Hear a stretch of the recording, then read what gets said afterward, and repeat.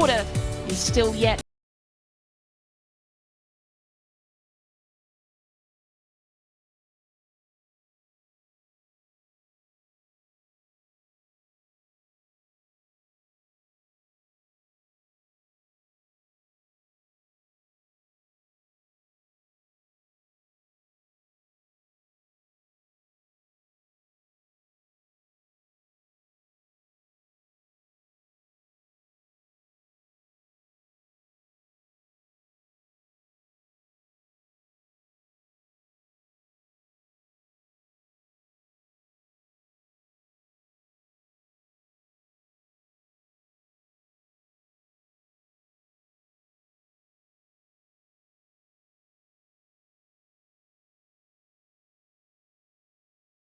The team's waiting in the tunnel. It's a warm day in Adelaide today at Cooper's Stadium, looking resplendent as always. And those youngsters absolutely delighted with walking out with their heroes.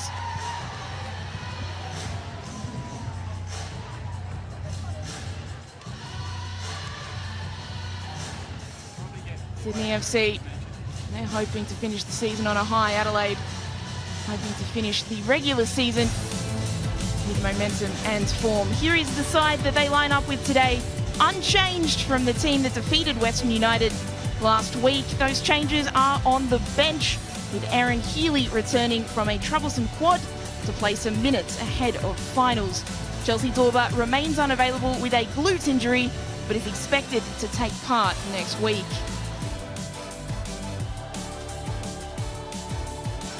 Dylan Holmes wears the captain's armband today for Adelaide United as she celebrates her 100th Ninja A-League appearance. The one-time Matilda grew up in Brazil, the United States, Chile and Peru before her family settled in Adelaide. And after debuting in the 2014-15 season and then returning in 2018, she's become a true homegrown hero. Well, meanwhile, for the visiting Sydney FC, 3 changes for their final game of the season. Young guns Amber Luchtmeyer and Ruby Sullivan make their first starts in the Ninja A-League, while Princess Abini replaces an injured Kaylee Talon-Henniker. Onto the bench go Tori Tumeth and Lucy Johnson, while Kirsty Fenton is set to make her first appearance in 397 days after rupturing her ACL last season.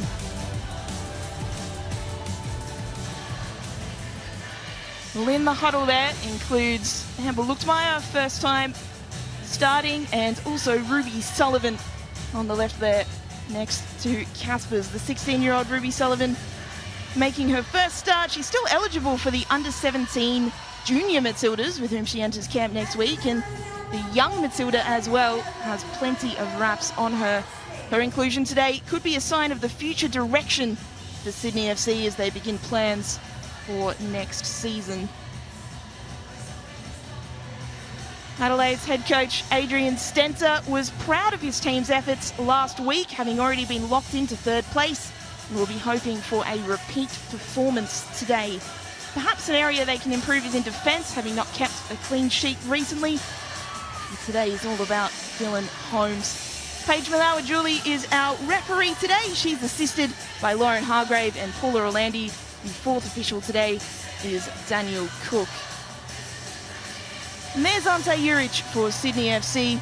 There was some quiet speculation that this could be his final game in charge, but it was gently quashed this week, and you can understand why he has been given the benefit of the doubt.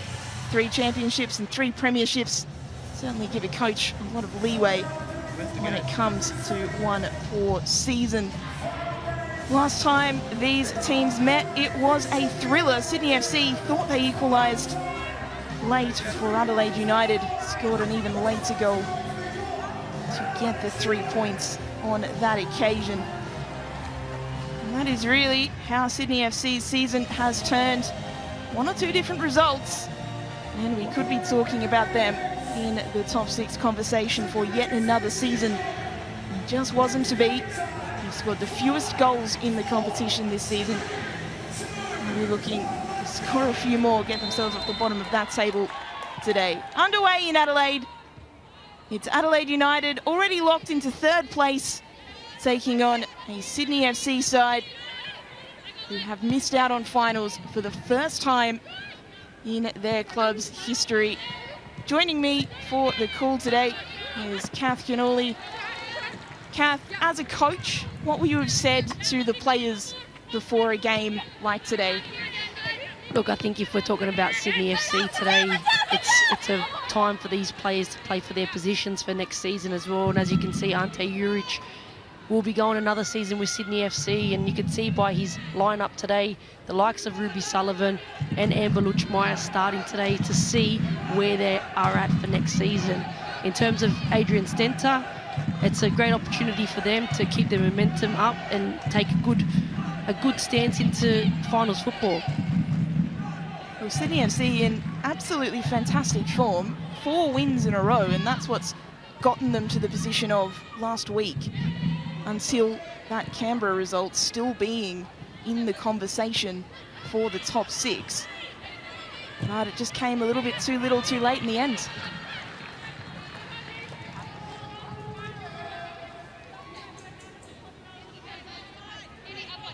Adrian Stenter was pleased with his team last week. They've been locked into 3rd for a couple of weeks now, which means they will host an elimination final. But still came out firing against Western United. They'll be hoping for a repeat today. Absolutely. We've got to give credit to Adrian Stenter and the whole Adelaide United team. What a turnaround from last season to this season. I think one of the main things this season that he's really got his recruitment right, and he's really got the team absolutely firing. Ball forward for Adelaide. Here on the charge is Fiona Wirtz. Leon, her ball in the header. Great save from the youngster in Sydney's goal, Jasmine Black. She scrambled across to deny Dylan Holmes in her 100th game. Great little combination play here by Adelaide United, and you can see they're just patient. They go for their first time cross into the box, and you can't allow players unmarked in those dangerous areas, but what a fantastic save there by Jasmine Black. Dylan Holmes searching for her 2nd goal of the season, but it really would be a special one on an occasion like today.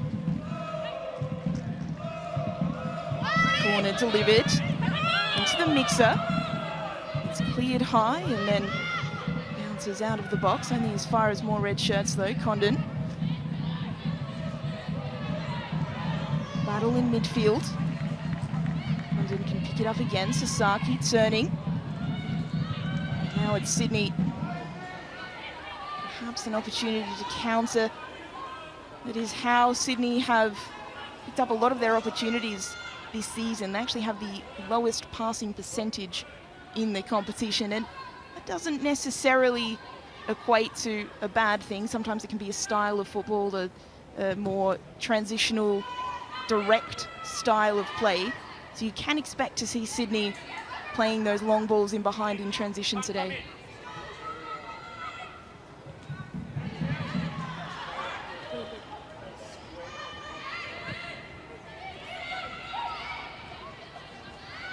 Bryson has a shot from distance, just floating high. It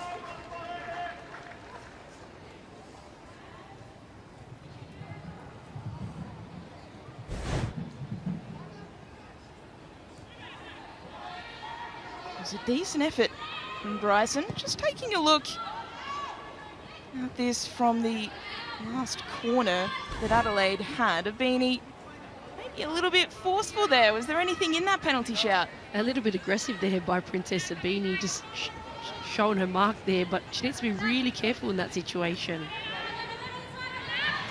She was perhaps lucky to remain on the park last week, and then of course scored the late winner.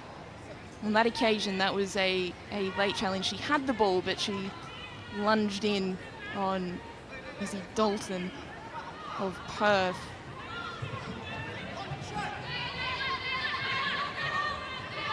And perhaps Sydney just getting away with one there. It's Adelaide with the free kick. Looking for Wirtz, couldn't find her. Holmes, Dylan Holmes on a mission today. Didn't quite beat Sydney's defence who got back. It was Lemon who cleared after Sobin put in the initial challenge, Sydney's captain. Celion. Holmes Condon. Condon's delivery. Black spills it initially, but does manage to claim. It's great here by Dylan Holmes. She tries to beat a defender 1v1, goes for the nutties on Nat Tobin, but Nat stands her ground there and just Dylan Holmes comes off second best. Showing all of her experience there, Nat Tobin. Nat Tobin, she's a great defender and a great 1v1 defender. She's so smart in terms of the way that she can win the ball, the way she positions her body. And she's been a fantastic asset for Sydney FC this season.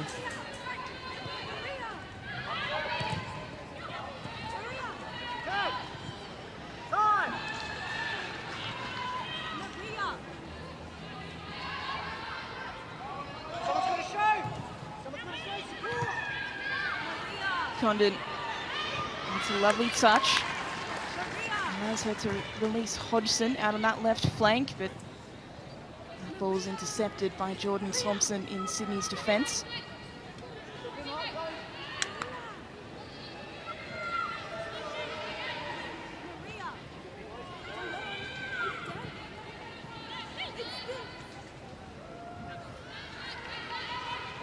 And certainly, Kath, if you are to diagnose a problem with Sydney or the reason why they have missed out on finals, it's certainly not their defence. They're the 4th best defensive team in the competition. It's just that inability to score that's been their downfall. Absolutely, that's been a big problem for them. They've scored the fewest of goals in this competition this season, and they've struggled to really get those combinations, especially in those front third areas. Their recruitment in terms of their strikers this season hasn't been great. It's something that Ante Juric definitely needs to look at for next season. Something to note today as well. Kaya Simon was named in the extended squad list as Jordan Thompson almost left the ball behind there. Has to be careful with Wirtz lurking. Kaya Simon was named in that extended squad but wasn't able to make the trip over. Jenkins a heavy touch there as well. Of course, her not being able to play, Kaya Simon, that's had a tremendous impact on Sydney FC's attack as well, and that's been very unfortunate this season. Absolutely, that's obviously another tough one. That's one player for Sydney FC. I think overall they've really struggled to put the right combinations on the pitch, and that happened from the start of the season. It started with the goalkeepers, then there was the differences in the combinations in their front line as well. You know, really Ante struggled this season to find the right combinations on the pitch to make it work, and it was just unfortunate they just couldn't get a good enough of a run. It came a little bit too late for them in the end, but now today it's a good opportunity for players to really play for their positions for next season. As I said earlier, that's why you're seeing these couple of changes in this lineup. Ball across to Leon. See Leon coming inside. He's come a long way across there. You can see the intent to play across to our other wing-back Hodgson there. A bit of miscommunication. Leon coming off a brace last week from wing-back, so she does get up the pitch and create an attacking threat.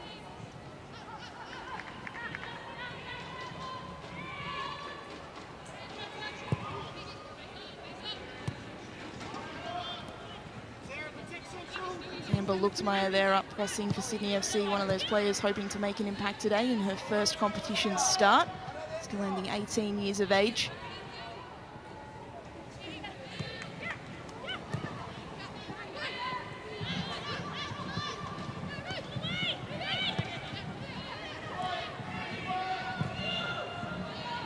Bryson switching play onto Abini. Princess Abini in behind for Hawkesby. Hawkesby's offside.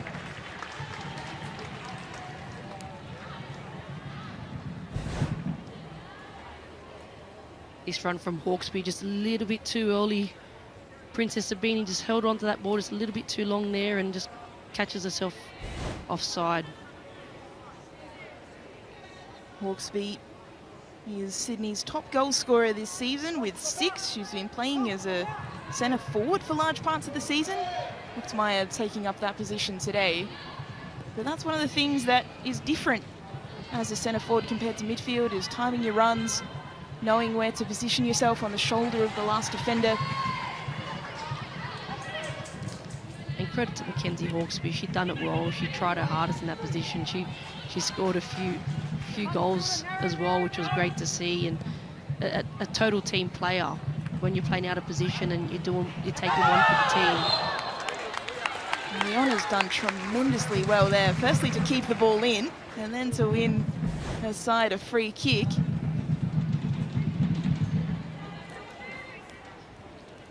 She's done really well here. She's just really put everything, her whole efforts into it to keep it in, and then wins her team back the ball.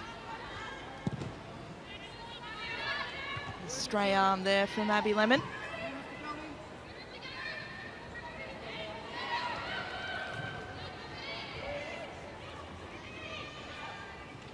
Sydney FC looking to make something happen here. It's been picked up by Caspers. Maddie Caspers bearing down on goal. Punched away by Jenkins. A real opportunity there opened up for Sydney to open the scoring. Caspers had options, they weren't able to put it away, and then Luxmeyer there forced to back away. She was coming back from an offside position. Yes, Dylan.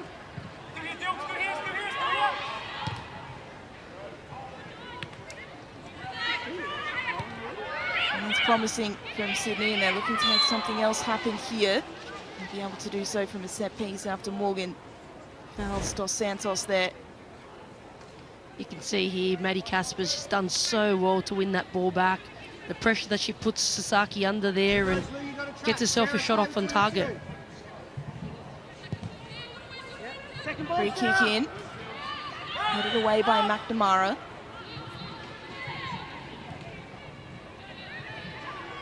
Ruby Sullivan getting involved on the ball.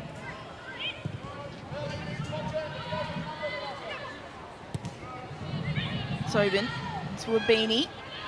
Still Sydney. We tried to play it in behind for Luxmeyer. Beanie's heavy touch takes it away from her just for a moment.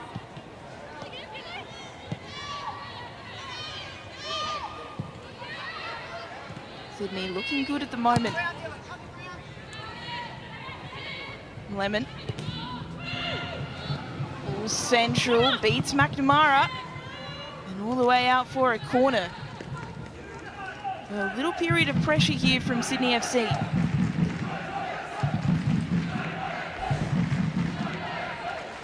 See here, the forward run from Dos Santos allows Abby Lemon to cut inside and play that dangerous ball into that 18-yard box.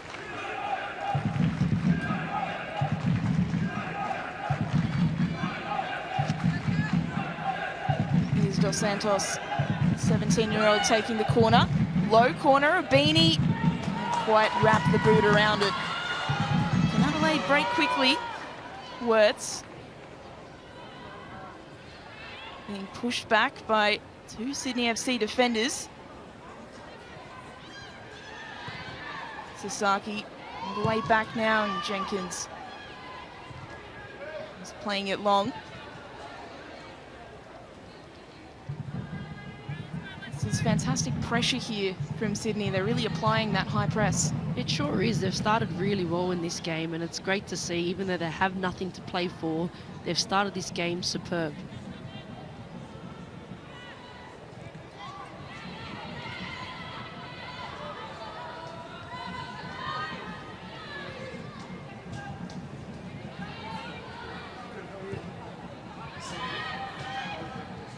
At the moment, they're able to have lots and lots of space, which is allowing them to put in balls behind like that. On that occasion, Jenkins was able to claim, but Adelaide's giving them a lot of space just in midfield at the moment. They sure are, and you can't allow someone like Abby Lemon to play those balls in behind, especially with someone like an Amber Luxmeyer up front. She has speed to burn, and she loves those runs in behind defence.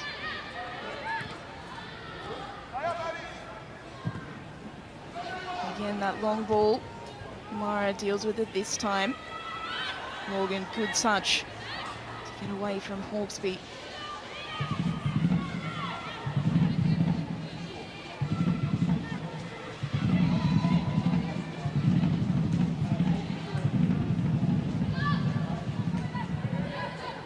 Sydney FC win the ball high again. A lot of success success in this game so far at winning the ball high. On that occasion, they're forced back.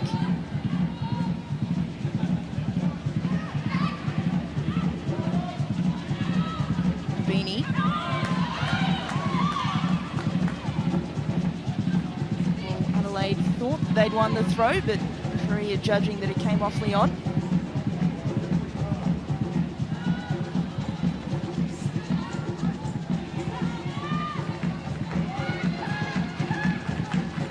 Bryson, another long ball, looking for Caspers. Caspers, option central. To put the ball in, looked Maya Dos Santos. A Beanie now. Can she get the shot away? A Beanie. High and wide. Once again, probing from Sydney. Fantastic work here from Sydney FC, and the switch of play there by Bryson. You can see here with Caspers just putting that ball into that dangerous area. It doesn't fall right for Luchmeyer, but again, we're nearly seen a copy and paste here of Princess Sabini, where she loves to cut inside here and get on her right foot, and just a little bit off balance there when she actually makes contact with the ball. They've had the better of the opportunities so far, Sydney.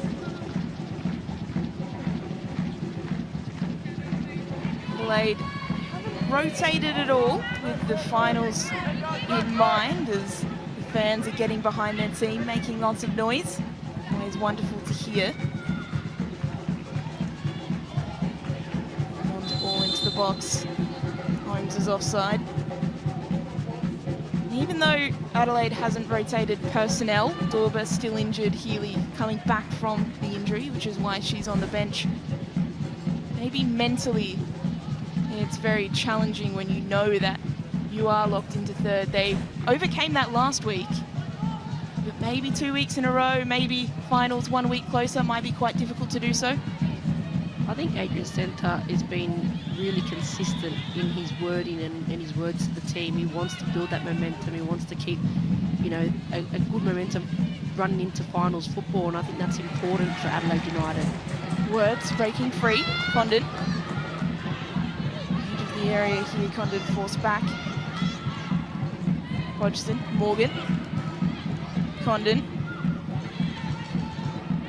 Nice little triangle combination there. Hodgson trying to deliver a ball in and wins her side at corner. So Adelaide, another opportunity from the set piece. We know how dangerous Adelaide United can be from set pieces. They've scored many goals this season from a corner set piece, and Sydney FC, even though they have been great in this opening 18 minutes, this is an important time where they do stay switched on and stay focused in this moment.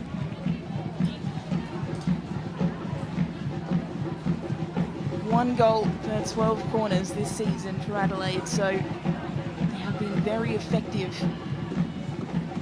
on these set pieces. Here comes the delivery from Condon, an in-swinger. It's met. Holmes went for the spectacular. Couldn't quite hook her boot around it. Well, not only would a goal in her 100th game be special, imagine a bicycle kick goal. What a story that would be. She just misjudged that. The timing just wasn't right. The delivery was great from Condon. It was an attempt. It was an attempt of the spectacular.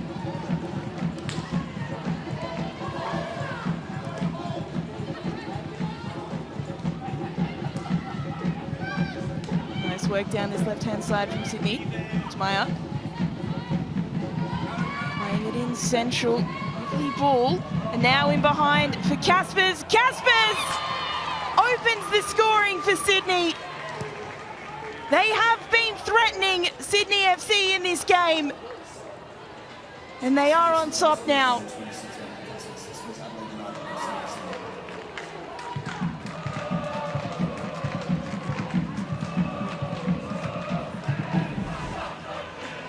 Beautiful passage of play. It all started from the goal kick for Sydney FC. Great composure here from Mackenzie Hawkesby with a great ball in behind, and what a run from Maddie Caspers, and an even better finish. And you can just see the way she opens up those arms and celebrates. It's just relief for Maddie Caspers. The second goal of the season for the 18-year-old. She scored against the Phoenix last month, and now she's scored again. She hasn't perhaps reached the giddy heights of her first season where she exploded out of the blocks and into the footballing public's consciousness, but she is a really talented player and she's showing it again today. She sure is. She has plenty of talent and she's been fantastic in the A-League, and you can see she can play in the middle of the park, she can play in those wide areas. Wherever she's put, she's always trying her best and gives her best for the team. There's a stoppage in play here because of a very nasty looking head clash between Princess Abini and also Zoe Tolland, who a little bit of strife here. Dr. James Illich there on the screen, a long-time servant, Matilda's doctor.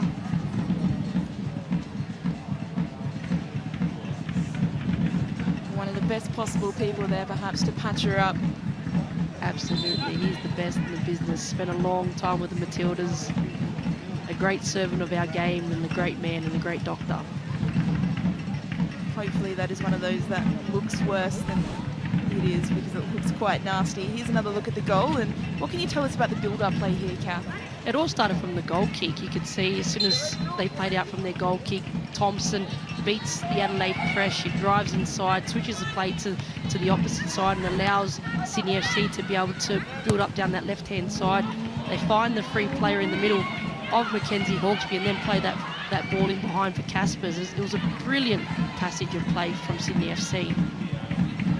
Here they come again. Mackenzie Hawkesby. Dos Santos.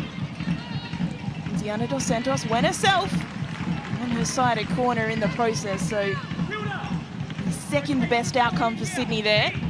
They look to apply the pressure with Tollins still off the park.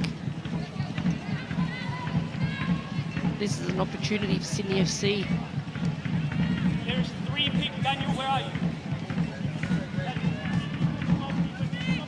Corner delivered, back post. Nat Sobin was there. Headed it over goals. Sydney FC yet to score a header all season. So if they score one today, they'll break their duck of headed goals. That could be one little aim.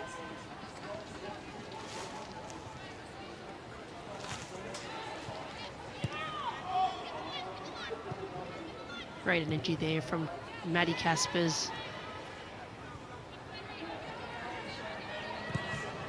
And look at these numbers forward for Sydney, making it very challenging for Adelaide to play out from the back.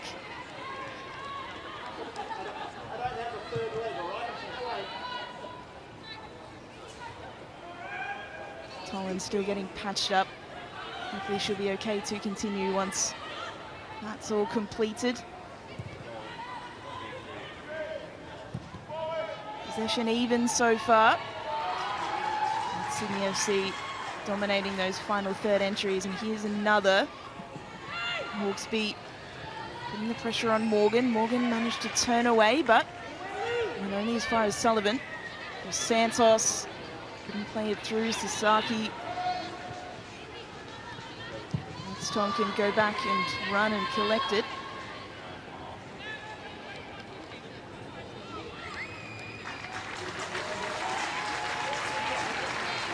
A round of applause is because Zoe Tolland is back on the park, which is good to see.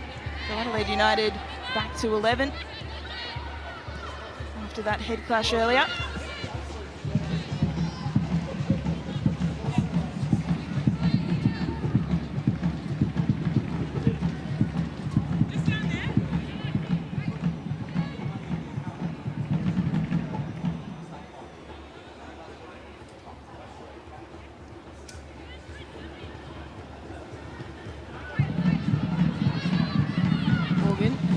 Back and lead away by McNamara. Words with space to run into. Holmes is alongside. Cleared away by Bryson. Condon. Morgan is free and receives the ball. Holmes. Leon. Ball doesn't arrive. Is it the second time of asking if she can keep it in?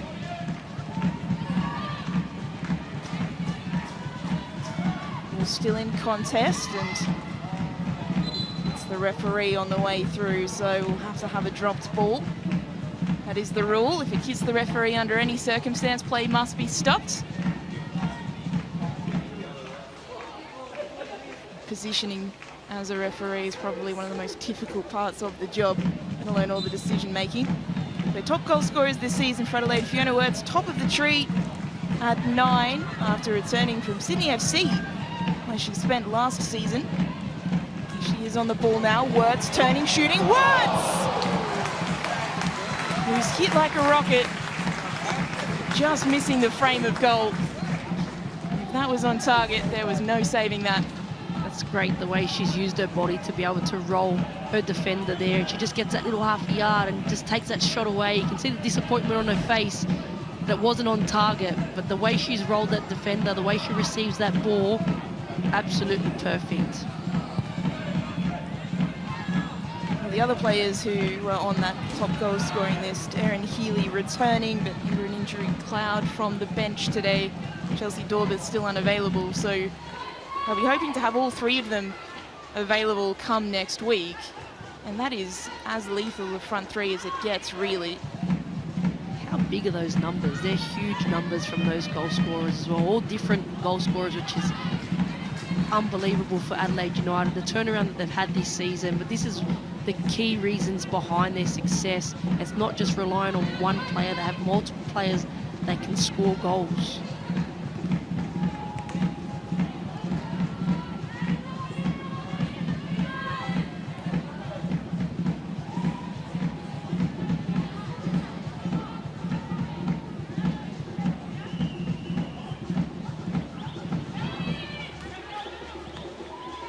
Throw up the line was intercepted by Leon and then hooked out of play by Bryson, so the Reds will have the throw. Still plenty of time in this first half.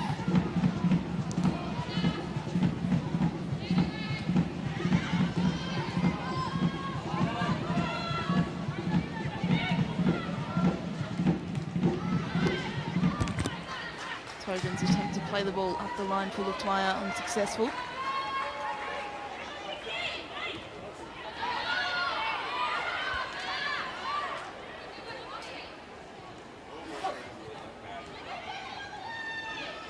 Condon,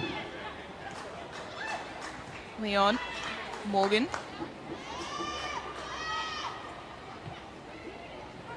All the way back to Jenkins.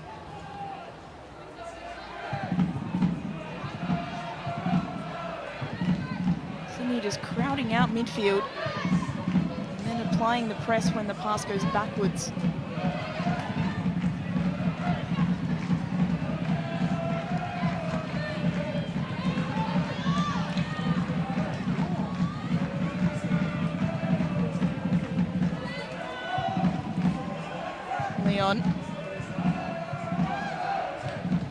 Morgan trying to put a foot through it. Come out to Wirtz and then Sasaki.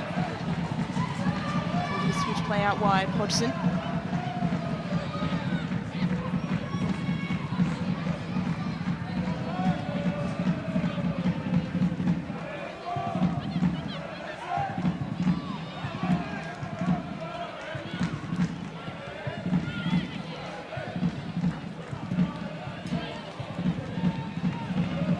FC, by a lot of measures, are one of the form teams in the competition right now. 4 wins in a row. They're playing like it. Playing like they want 5. Even with a few changes in personnel. Youngsters out on the pitch. Once you do get a few wins under your belt, it does build momentum. You can see here Ruby Sullivan doing really well, just holding her ground there and looking like a natural on the pitch. Doesn't look like she's just started her first game of her career. She looks completely unfazed then. Just completely expressionless, no worries.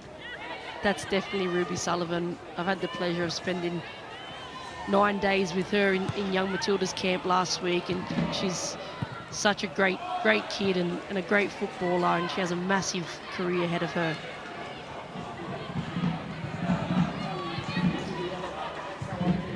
Here come Adelaide looking for that equalizer. Fiona Wirtz cutting inside. Wirtz on her left, deflection. Black is well positioned. You can see here, Wirtz just has a little look over her shoulder, knows that there's not much else on for her there, and just takes the opportunity to take a shot off at goal.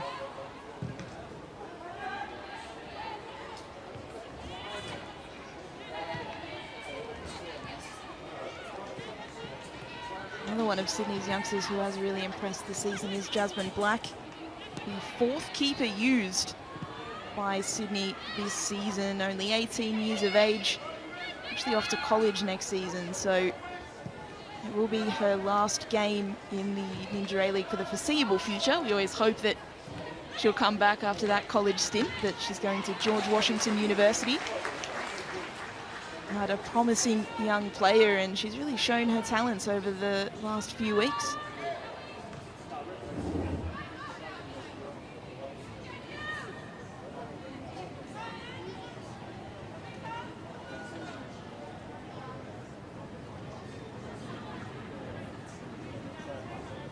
You wonder if Ante Juric, Sydney FC's coach, envisaged using 4 keepers at the start of the season. It's certainly been a roller coaster ride in that department, and they've all had good minutes as well.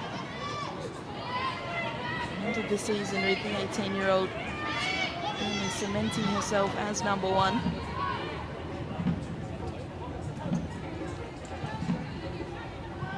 Of course, the others, Bree Edwards, Beth Mason-Jones, who's on the bench today, and also Talia Franco.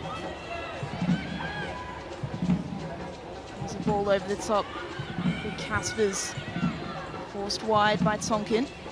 Maddie Caspers, the delivery. Jenkins able to claim comfortably.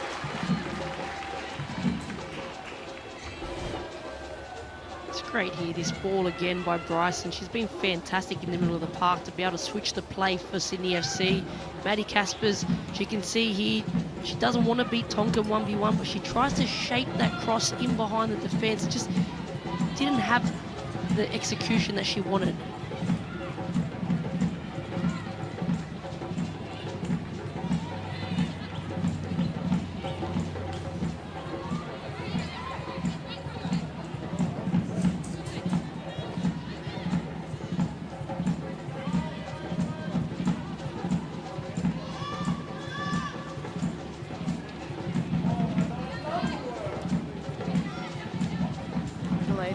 From the back once more.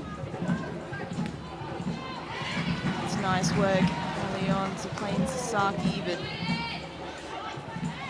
Saki couldn't get the pass away straight away, so they're forced all the way back.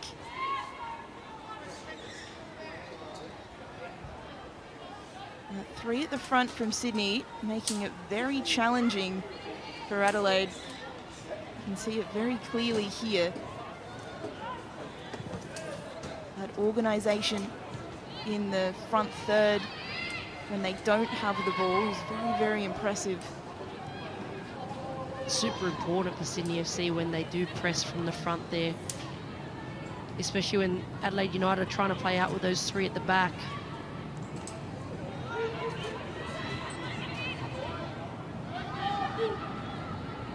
Beanie.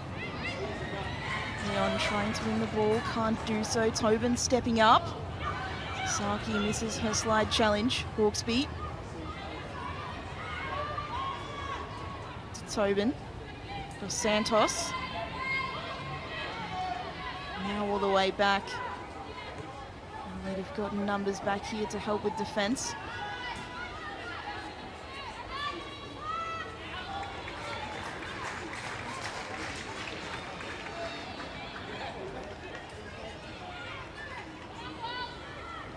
It is a double header here today.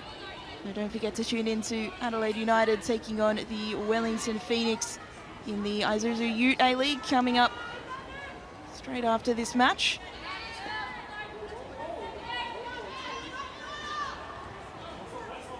And for now, Adelaide and their fans here will be hoping that the team can at least restore parity, ideally before the break. It's been Sydney FC on top so far, and the scoreboard reflects that.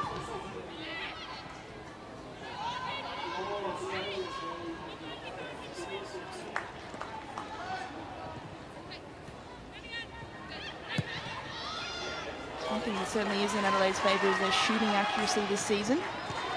As Morgan puts the ball central to Wirtz. Wirtz in behind to Holmes. Dylan Holmes from a tight angle. Saved away by Black. Shooting accuracy of 51%. And they'll be relying on that to get them in the game. That was another shot on target and another good save. They've done really well here, Adelaide United. Fiona Wirtz finding the forward run of Dylan Holmes. The way that Dylan Holmes allows that ball to run across her body to be able to try and get that shot off at goal.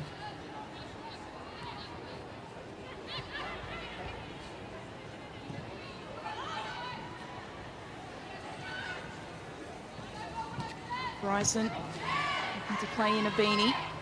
It's been that pendulum in the middle of the park today for Sydney. Here come Adelaide. Condon.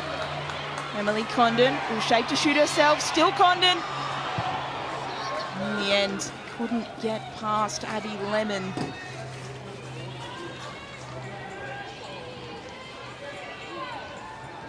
It was worth a go from Condon. She's scored 6 this season. It sure was, and you can see here she's just running at speed. She just beats Bryson there, but just couldn't find her feet to be able to get that shot off at goal. Holmes couldn't get past Tobin, but wins a corner for her side. So as time ticks down in this first half, it's Sydney FC who still lead, thanks to a goal to the 18-year-old Maddie Councillors. Adelaide looking to get back into it, starting with this set piece.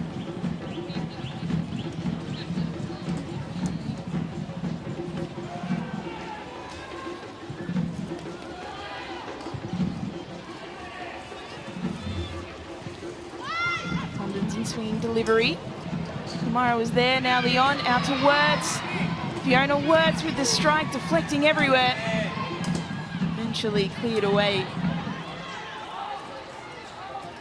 Kamara almost got her head on that. Very interesting how she managed to make full connection. In the end, Sydney FC win the throw.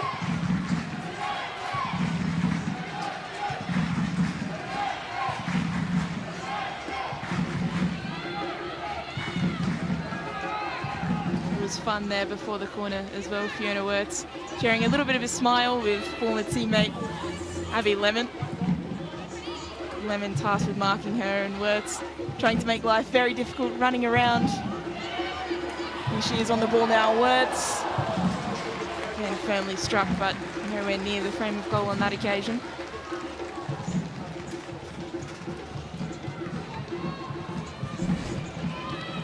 See here, Fiona Wirtz, she always gets herself in great situations where she can get that strike off at goal. She'll be a little bit disappointed with that one.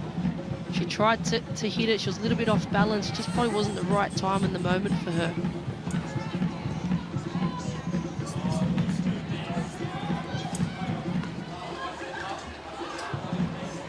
Nice touches from Leon. Dos Santos came back to help and was fouled in the process. Leon disagrees.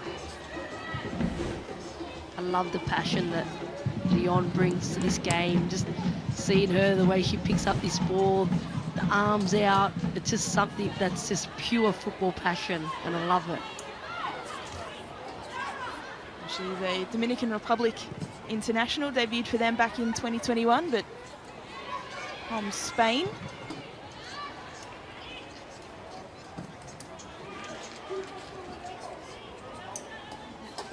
Leon's really settled well into this Ninja A-League this season. I think as the season has gone on, I think she's gotten better and better for Adelaide United. She's starting to fit in well with the team in the league, and you can start to see the way that she expresses herself on the ball, and some of the goals that she scored have been fantastic. She's a seasoned professional too. Leon spent a long time at Spurs when they were in the second tier, what's now known as the Women's Championship. Sabini play that ball in. He also played in Spain for Madrid, CFF, not Real Madrid, Real Betis, and back to England with Watford. So she's been around in terms of football. She's experienced a lot of changes in the world football landscape in that time as well. And has come here, the 27-year-old, and added a lot to this Adelaide team this season.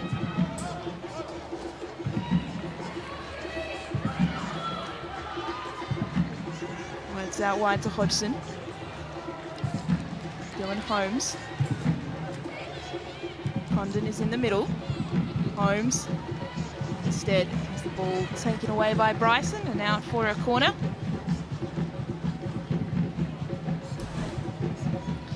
Again, you can see here another forward run here by Dylan Holmes to be able to go 1v1 with Bryson. She tries to take her on, and Bryson just makes that tackle and gives away another corner here for Adelaide United.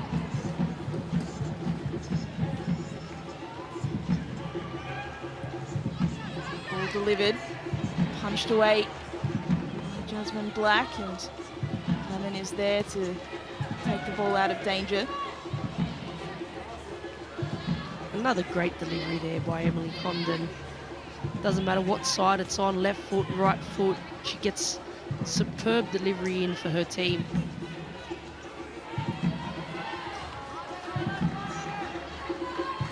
It's good work from Sarah Morgan to play it back to Tonkin, but Tonkin's run into trouble.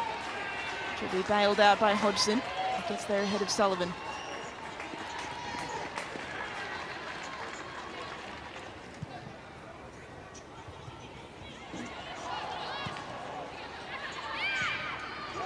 Intercepted high by Holmes. Dylan Holmes driving! Saved by Black. Dylan Holmes has been very involved in this game so far. She's searching for that milestone goal. Almost found it there. She's done well there, Dylan Holmes. Mackenzie Hawkesby just doesn't check her shoulder there, doesn't see Holmes coming from behind, and she wins the ball and drives at pace towards goal and backs herself from that distance as well.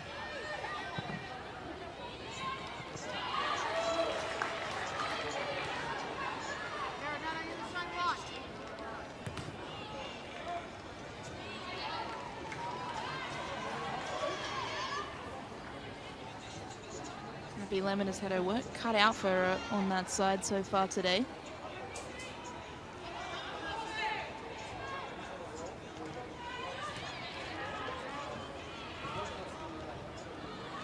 Good turn from Sasaki. Back to Hodgson.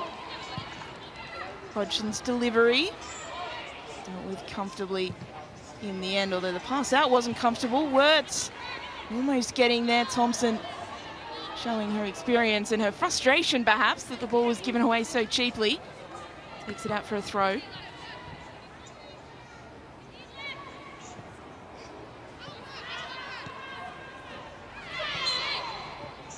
High boot there from Wirtz as she tried to fashion an inventive kick that would have taken the ball over the top of Ruby Sullivan. Couldn't pull it off.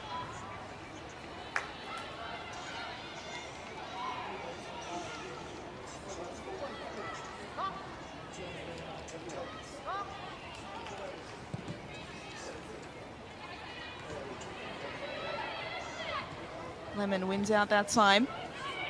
Nice work from Luchtmeyer to play it to Dos Santos. Abini. Luchtmeyer's central. Abini instead cuts inside one way, then the other. Abini. And a cut back blocked by Tsonkin, the 22-year-old. Been wearing the captain's armband for most games this season, Tsonkin, with Isabel Hodgson unavailable through injury for the majority of it. She's on the bench now. And today, of course, Dylan Holmes, player wearing the armband in her 100th game.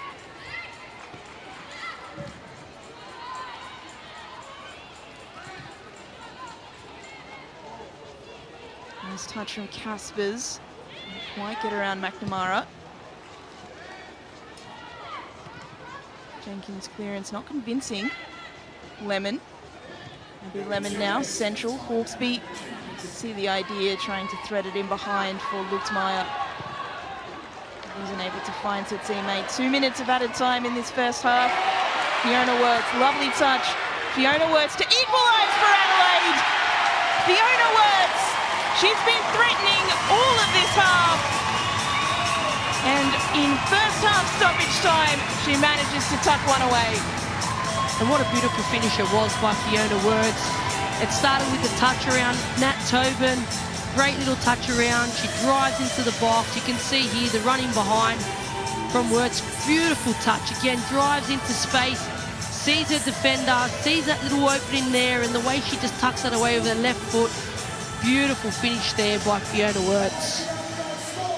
Against her former club, she has equalised. That is a pinpoint finish there from Fiona Wirtz. You can see exactly what she was doing. The side foot technique, just in the bottom corner. Beautiful finish, a striker's finish.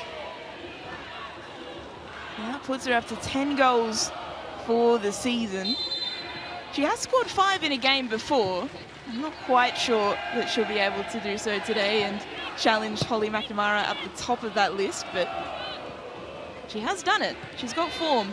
She's a brilliant striker, Fiona Wirtz. She's got an eye for goal, the runs that she makes into the box.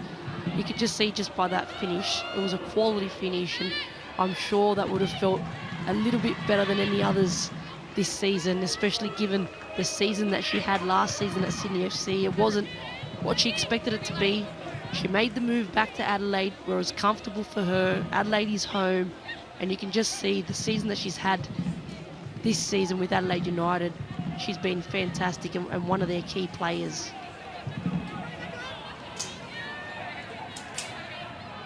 So Adelaide do manage to secure that equaliser before half-time. And the balance of play, they have deserved as the half's worn on. Sydney FC certainly came out of the blocks well, and they absolutely deserved their opener. Adelaide have been squealing away. Wirtz has been dangerous. They've gotten their goal. Might be a chance for one more opportunity. Normally referees will add on a little bit more time if there's a goal or a stoppage during stoppage time. So here's the free kick delivery towards the back post. Leon won't be able to get there.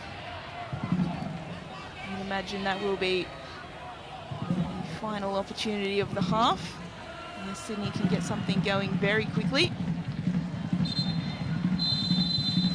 Well, half-time, an entertaining game in Adelaide so far. It was Sydney FC who took the lead through Maddie Caspers and looked very good doing so before Fiona Wirtz equalised in first half stoppage time for the Reds. Plenty of opportunities for both teams, plenty more to come. Half-time, it is Adelaide United 1, Sydney FC 1.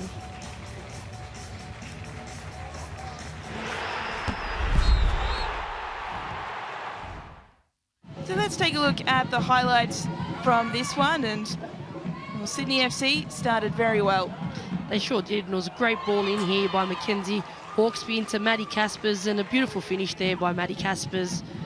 The way she just takes this first touch here, Hawkesby comes across her defender, plays it in behind for Caspers, and again, brilliant finish. The second goal of the season for Maddie Caspers. In Adelaide, they got themselves well and truly back into the game. It was Fiona Wirtz, almost always, who was in front of every threat.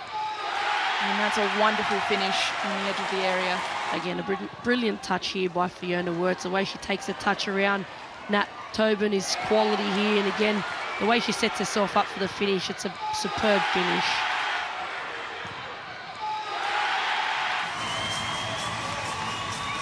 And the scores are level.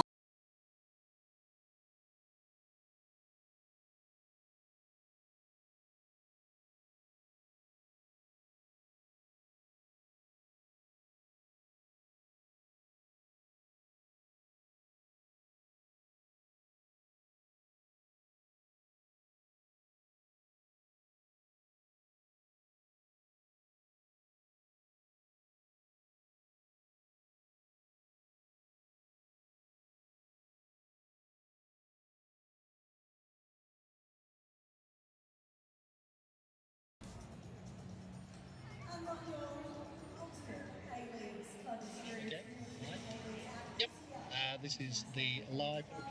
It's open. Live ref mic. 1, 2, 3, 4. The live ref mic. 1, 2, 3, 4. Testing. 1, 2, 3. Testing the ref live mic. 1, 2, 3, 4. I can do this all day. Testing the ref live mic. 1, 2, 3, 4. I've only got Andrew for PA. Are you guys happy? Yeah. You're happy? Yeah, no worries, mate. Broadcaster happy, so it's just down to you. And when you're ready, I'll give you a test. Just about to. This is the rep.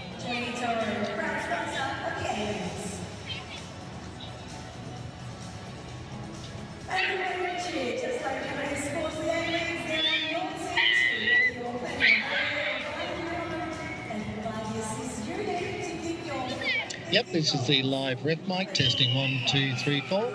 You got it? You're all happy? Okay, everybody's happy. Cheers, mate. Thanks very much. That's it. Everyone's happy.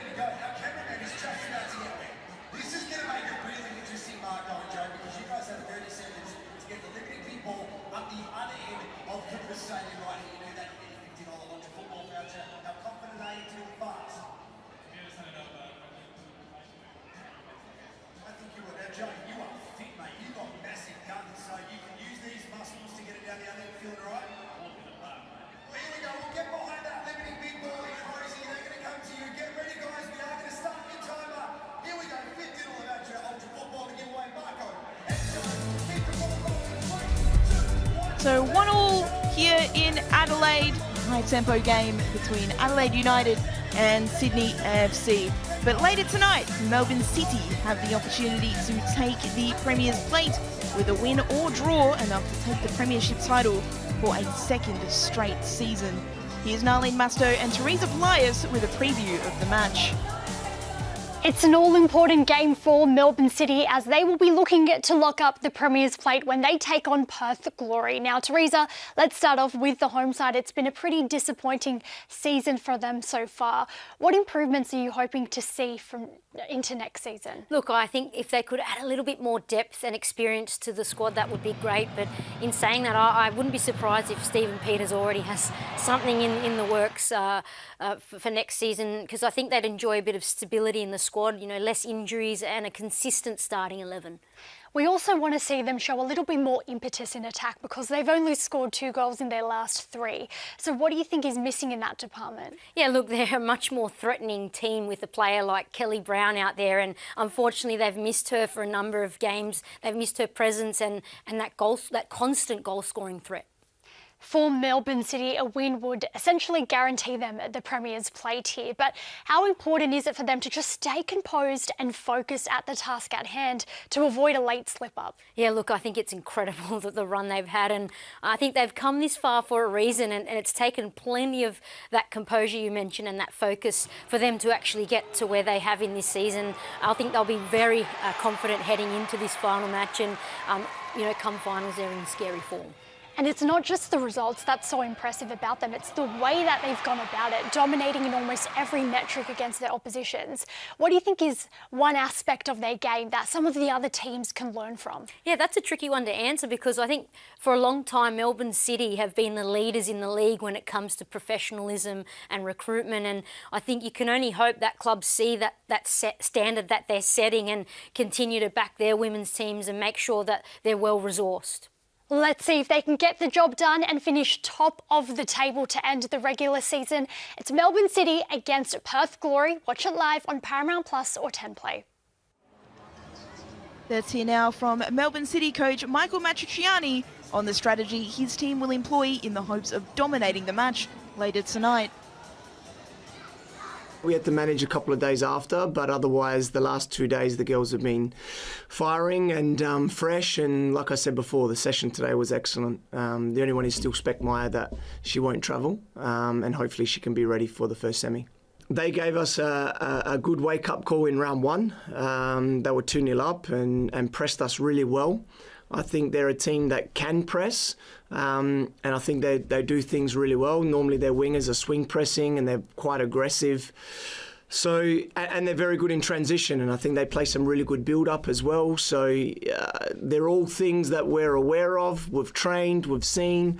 How we can nullify that the plans have been put in place, and then at the end of the day it's up to the individuals. They're the ones playing, they're the ones feeling, and how we win our battles and how we can be aggressive and dominate the game like we try to and play the City way is what we're looking to do. Now let's hear Perth Glory's perspective on the upcoming fixture from Stephen Peters and midfielder Ella Abdulmasih. We looked at the positives from that game. We thought collectively it was a very good game. We were happy with our performance. Unfortunately, the result didn't go our way. There were some controversial calls in that game, but all round we were happy with our performance, and we want to bring that into this weekend, our last game at Sam Kerr against City. They obviously haven't lost a game all season, so we really want to. That brings us a bit more fire to, be the only team in the league that can hopefully beat City on the weekend. So. Well, Melbourne City is a team that obviously everyone's got a great deal of respect for, the quality that they possess. We want to try and spoil the party, basically. They won the premiership in Perth last year, so we want to try and not let history repeat itself. Look, I mean, they're definitely going to want to put it to bed early because they're going to want to control the game. They're a good team. So we've got to be really ready for that. Holly McNamara is a brilliant player, so we have to be ready for her. Speckmeyer, Policina, McKenna, Bosch. Good side. They've rotated basically 2 starting 11s all season, so been a nice position to be in if you're Michael. So we're going to try and take the game to them and do what we've done at Sam Kerr in every game, which is try and bring the crowd into it and make it an entertaining game, and hopefully we can put a couple of goals in and take the 3 points and keep the fans happy.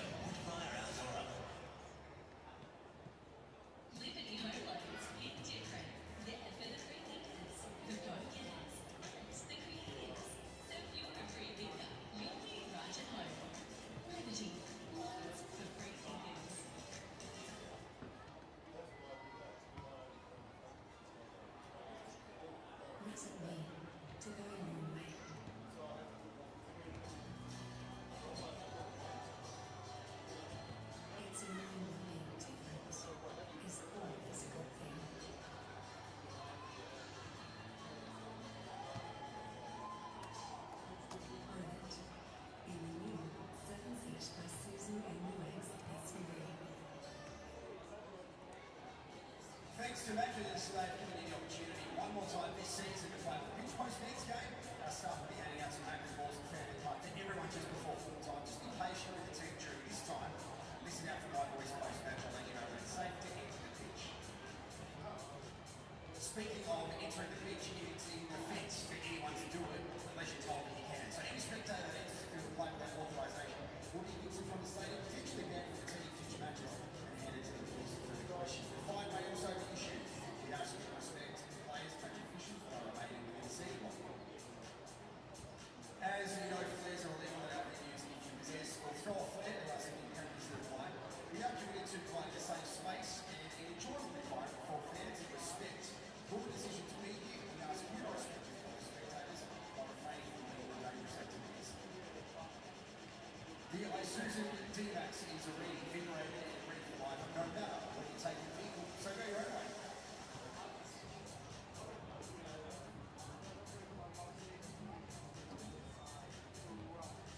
You can make it with Ninja Barbecue's better with electric grills, the Sriracha gas grill. Plus, you can also barbecue, smoke and air fry outdoors. Backyard bashes are better with pizza ovens. That crispy crust, high heat roasting barbecue smoke. No matter how So after an exhilarating first half between Adelaide United and Sydney FC, scores are locked at 1 goal apiece heading into the second 45. There's never been a draw between these two sides in their 26-game history. So who knows, there could be something spectacular on the cards in the second half. Fiona Wirtz scoring that equaliser just before the break in first half stoppage time. She'll be looking to add to her tally against her old club today after that goal. Adelaide United out on the field in their huddle. We're still waiting for Sydney FC, so a great time to throw to Catherine Cannuli. Kath, what are you expecting from the second half of this game? I think we're going to have an exciting second half of football. You can see that Sydney FC haven't come out with this game to just give away the 3 points to Adelaide United. And Adelaide United have had to work hard in the first half to be able to find solutions, to be able to play out from Sydney FC's press. They did find that equaliser late in that first half, and I think we're going to have an exciting second half of football here, Taryn. Absolutely, still plenty of opportunities left on the table for both of these sides. I'm receiving word that there will be a half-time substitution for Adelaide as well. Could just mix things up a little bit. It'll be Nano Sasaki making way. Sian Dewey, the 17-year-old, coming on.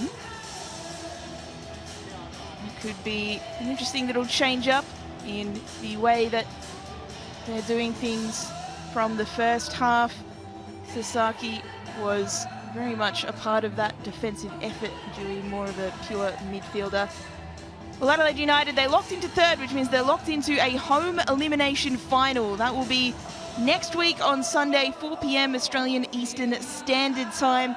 They will take on the team that finishes sixth. That is still yet to be determined. It will be either Canberra United, the Central Coast Mariners, or Western United, depending on how this week shapes up.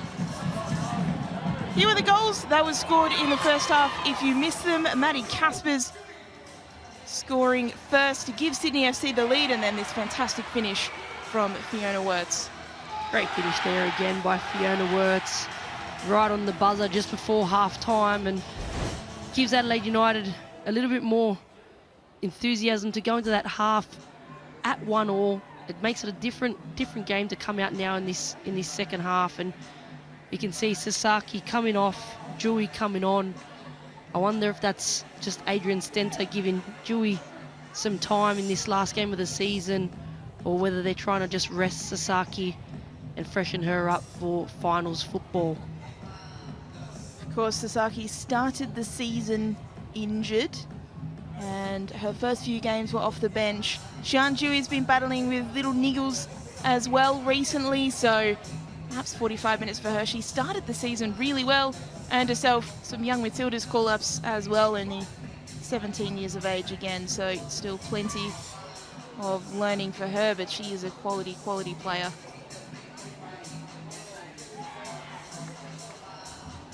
The referee, Paige Malawa-Julie, just waiting for the teams to take their positions for this second half. Diana Dos Santos, the centre of everything as always for Sydney, pumping up Amber Luchtmeyer alongside her in her first start in the Ninja A-League today. It's Adelaide United who'll kick us back off. We are back underway, the second half of what has been a fascinating fixture. Really has been enthralling at parts. And both sides will be hoping to end the regular season on a high with 3 points for both sides. Well, in terms of competition positions, Adelaide guaranteed to finish third, Sydney FC eliminated from finals contention, but you always want to win this final game and send your fans and yourselves off with good memories from the season.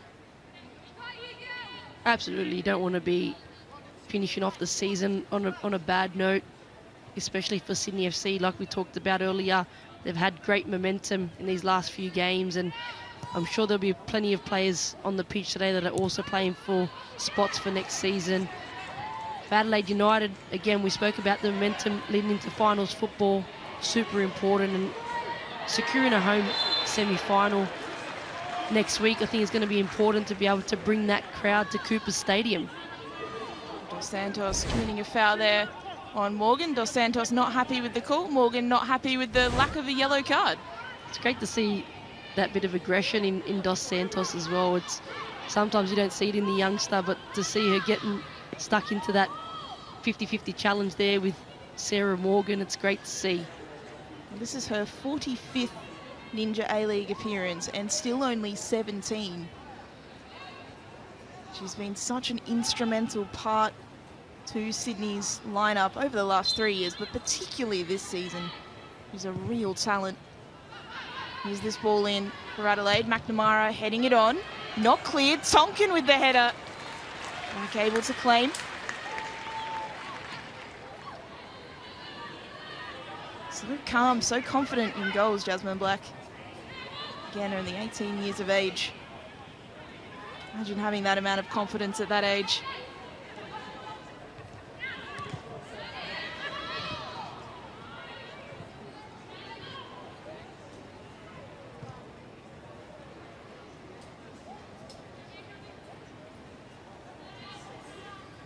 Claudia Jenkins for Adelaide.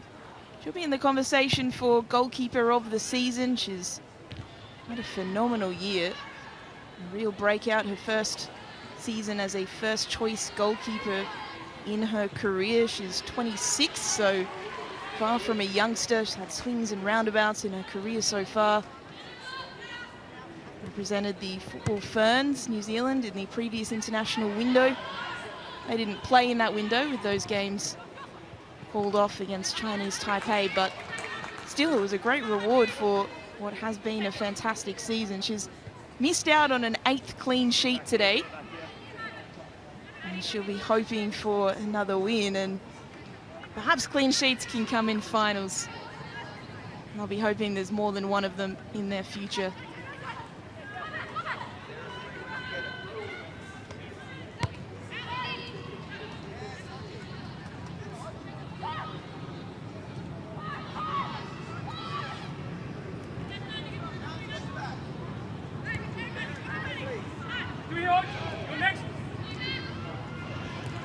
Tobin. Santos couldn't pick the ball up. Morgan and Leon combined to win it back. Dewey, the substitute. Morgan, crossfield ball. Hodgson. In a battle with Sullivan. Does really well, the youngster.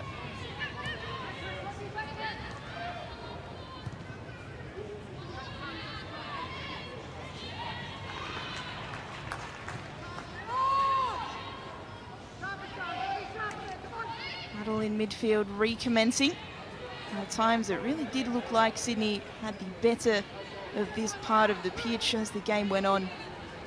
Adelaide regained their grip, and that's perhaps part of the thinking behind the substitution on of Sian Dewey at half-time.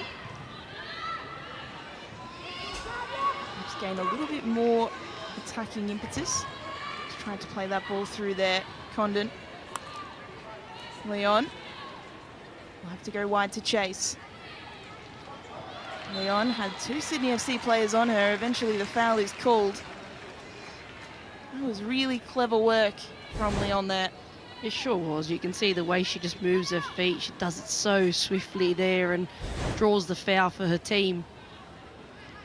We've seen it time and time again this season.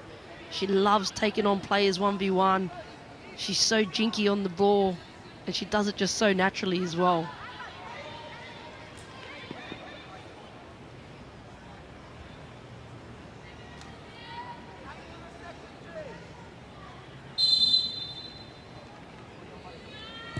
Set piece delivery now. Evades everyone. Tonkin will have to sprint and go and collect. Tall centre backs, not often known for their speed, but she was quite quick off the mark there, Tonkin.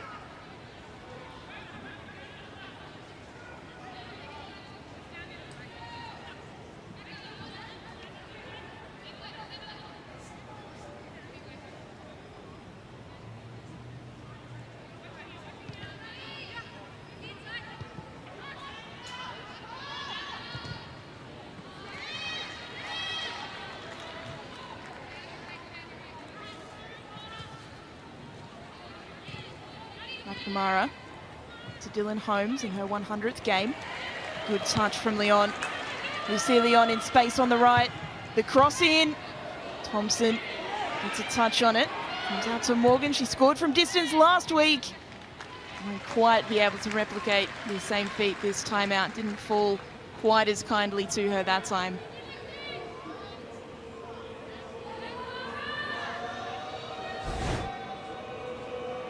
See here Sarah Morgan just a little bit off balance, and the way that she's positioned her body for that strike doesn't get the contact that she probably would have wanted.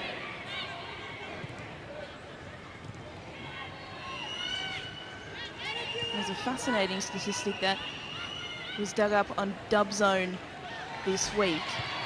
Sarah Morgan, when she's on the pitch, Adelaide have a +18 goal difference.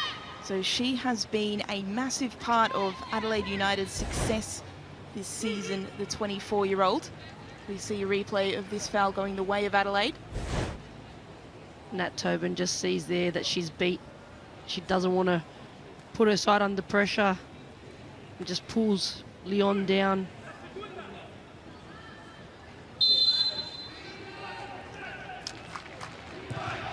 Delivery from Holmes. Tonkin wins the header. McNamara wasn't able to get a clean contact on the shot. It's come out to Tollins. Tollins' cross. Not her best. Still sporting a bandage from a head collision in the first half. You can see what Tonkin's trying to do there. She just gets the header, just puts it back into that dangerous area, just heads it down, hoping that one of her teammates could get something on it.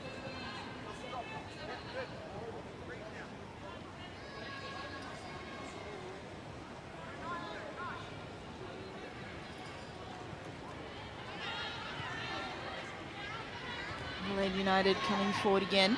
It's fascinating to see those 6 shots on target, so they're keeping to their about 51% shot accuracy percentage, which is the highest in the competition.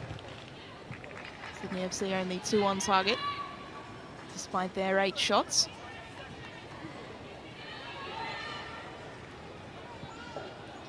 And that's always the difference, isn't it, right? If you're having more shots on target, there's more opportunity for you to actually score goals, and that's why Adelaide United this season have been so successful. The amount of shots that they have had on target, the accuracy, the ability to be able to put the ball into the back of the net is one of the reasons why they're sitting where they are this season on the ladder. The crowd continuing to build. Here's a double-header today in Adelaide. And Jasmine Blackpool was saying how calm she's been. Now she's copping a little bit of stick, good-natured stick, from the home fans. Shot from Hodgson. Deflected over. Adelaide will have another opportunity from a corner.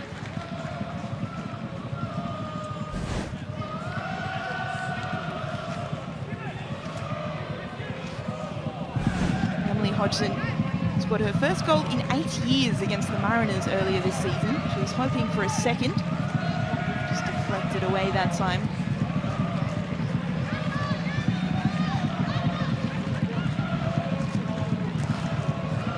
Delivery after the short corner. Tonkin again the target. Instead, it's gone out of play harmlessly for a goal kick.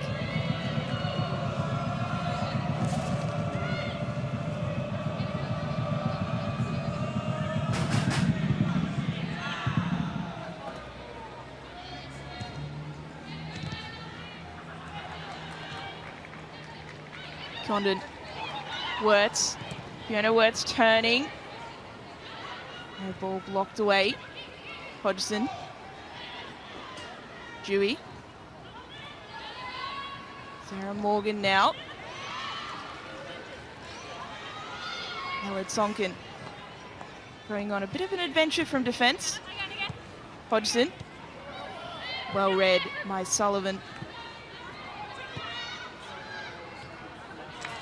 That was really good work from the youngster there. Unfortunately, it didn't end up with Sydney's ball.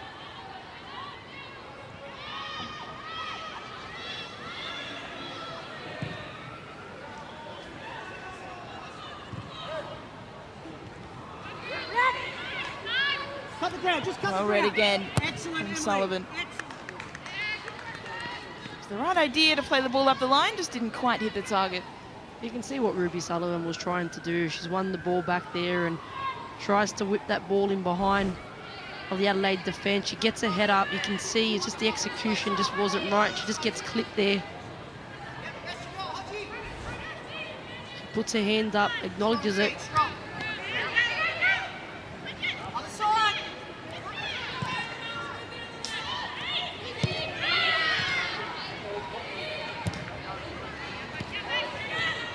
Intercepted in midfield by Bryson.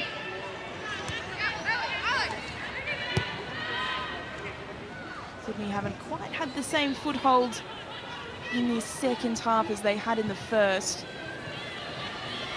Adelaide already overcome the deficit, and now they're looking to take the lead for the first time in this game. 71% possession in the second half so far for them tells the story.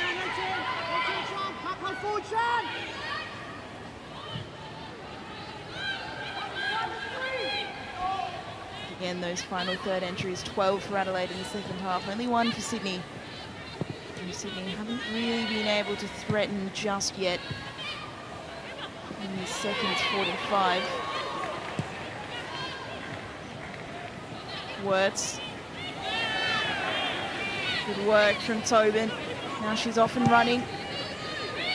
Out to Abini.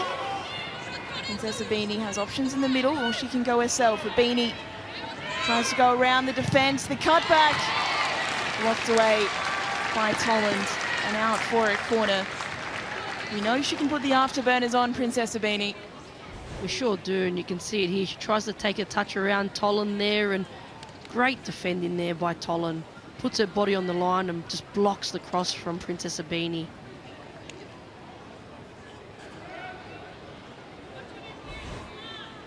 Strong challenge by Tobin, but all legal, said the referee. Here's the corner delivered towards the front post. It's punched away. The foul goes the way of Adelaide, so we'll be able to play the ball out from the back calmly after all of that.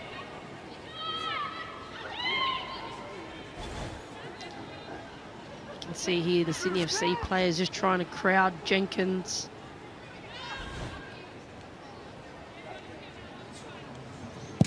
Quite sure there was much in that, Kath. I'd be interested to hear your opinion on that. I mean, what happens there if Sydney FC managed to score a goal from that kind of situation?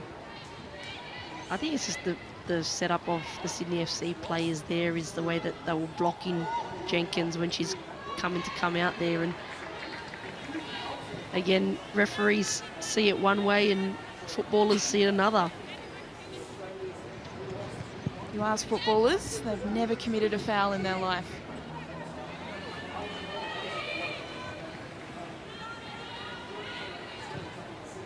Adelaide United in possession once more.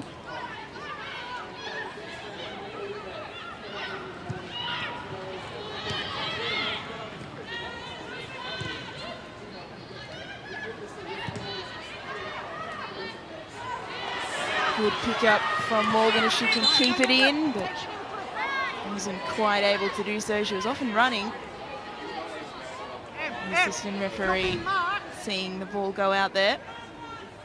Substitutions for CFC coming up with 14 Hard to tell from that angle. The assistants have the best view as always. Well, here's a big moment for Sydney FC because Kirsty Fenton is making her way onto the pitch for the first time in 397 days. There's Lucy Johnson, the other substitute that came on the park.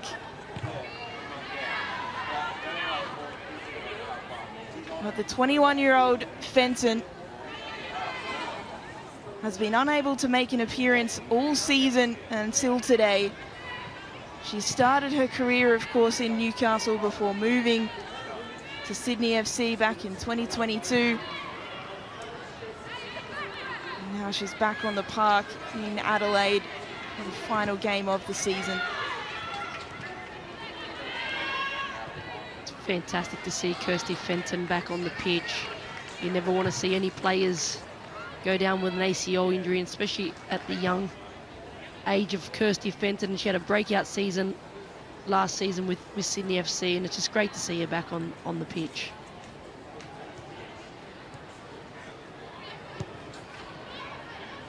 And there she is, back in Sydney FC colours.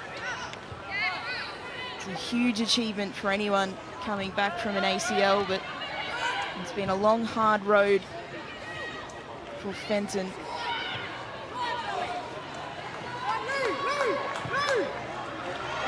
Here come Adelaide. Words on the charge up against Tobin. Tobin using all of her strength and her experience to muscle Wirtz off the ball there. And Fenton was arguably in close to Matilda's form when she unfortunately succumbed to that injury. It's the dreaded 3 letters in women's football. But still only 21. Plenty of time to come back, to make a go of it, and to remind the league just of the talent that she has. It's great that Ante Juric has been able to get her on the pitch in this last game of the season. I think it's important that she gets some minutes out today and just gets this out of the way so then next season she can start nice and fresh.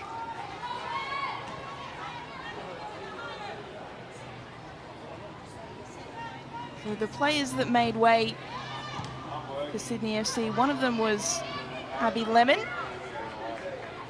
Mackenzie Hawkesby was the other. So they're the 2 players that came off for Fenton, and also Johnson. Here at Adelaide, Leon striding into the penalty area. The cross, the deflection, inches away from an unfortunate own goal there. Sydney FC get away with one. Adelaide United really applying the pressure. Again, you can see the 1v1 ability here of Leon. She does so well to beat a defender down the line and gets that cross into a dangerous area, and Nat Tobin just clears it away. You can see the anger on Nat Tobin's face, the urgency from her players. The skipper just demands more. Corner in, back post. It's headed away. Wirtz not able to get clean connection. Johnson against Wirtz. And foul goes the way of Adelaide. And Johnson's not happy about it. Wirtz was brought to ground, in the opinion of the referee, unfairly. You can see here Johnson just gives away that ball just cheaply. A little bit of frustration.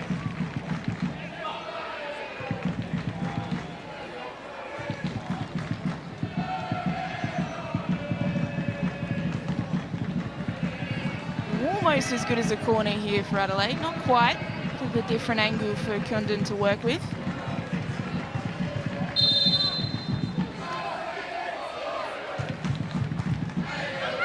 Swinging delivery again. Black, fantastic goalkeeping to palm that away, but it's across to Tonkin, whose shot is blocked, and now Dewey blocked again. Condon, many of Sydney FC's shirts back to prevent that cross finding its target, and now perhaps an opportunity on the counter. Johnson to Luktemeier. The pass forcing Luktemeier wide though. And Luktemeier's ball was attempting to find the run of Johnson again at the back post, but couldn't find her. Perhaps an opportunity in transition wasted there for Sydney. I think so, Taryn. I think there Johnson gets the ball. She needs to keep driving into that space. You can see Emily Hodgson there was just backpedaling, and she could create the 2v1 and be able to slot her player in there, but she just passed that ball way too early. Zoe Tollins here looks to be in a little bit of pain. She'll require some physio attention, and players coming around her. She's clutching at the hamstring. You can just see the stress on her face. She knows that she's done something. Well, we really, really hope that that isn't what it looks like, because the look on her face seems to suggest that she knows she's done something here that may well rule her out of finals contention. There she is as she's tried to play the ball back in. She's limped away, and then there. That's the famous sniper from the stands when you do your hammy. That's not a good thing to see. It sure isn't. It's not a good feeling either. It's a terrible injury, and hopefully it's not something that's going to keep her out of finals football. Well, all of our fingers are crossed for the health of Zoe Tolland there. Only 22 years of age. It's been an incredible breakout season for her. She was even nominated for PFA Player of the Month back in February and absolutely deserved that nomination. She's been phenomenal. Part of one of the sturdiest defences in the competition. Now it's Sydney on the charge. Casper's in behind the cutback, blocked away. A beanie. Can she get the shot off? It's blocked. Sydney FC coming close to regaining the lead, while Adelaide are temporarily down to 10. And couldn't get the clear shot away. So that substitution is made now after Zoe Tolland forced off the pitch with what looked to be a hamstring injury. Tiana Karambassis, the 24-year-old, will replace her from Townsville. Played last season at the Central Coast Mariners before coming to the Reds this season, and has pretty consistently played minutes. Karambassis is one of those reliable players who can fit into midfield or into defence and always does a pretty good job.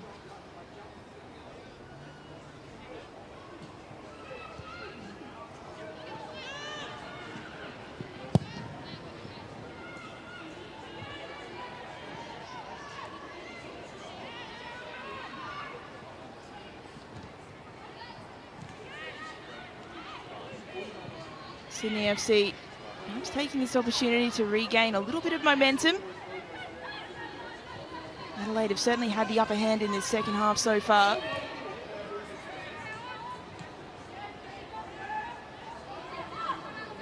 Meyer attempting to get on the end of that one, couldn't do so. Again, in the 26 meetings between these two sides in the competition's history, there has never been a draw. So as things stand, that incredible record could be broken, but as we saw earlier in the season, there is also late drama in the boots of both of these teams. And nothing to lose for either, so I'm sure we'll see some players thrown forward and perhaps a bit of a chaotic last 20 minutes.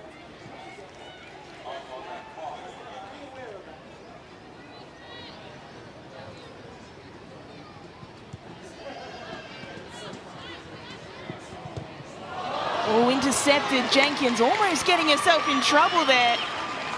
My goodness, that was very, very close to an utter disaster for Adelaide. She skirts the line, Claudia Jenkins, quite often. She's very lucky there. Very lucky there, Jenkins. She just takes that touch that just goes a little bit further than expected for her, and the pace of Maddie Caspers, she's just there waiting to pounce on that. Adelaide United got away with that one. The sigh of relief, the tucking the hair back, that was just caught on camera on that replay. The look of utter stress. Well, she's gotten away with it, thankfully, from an Adelaide perspective.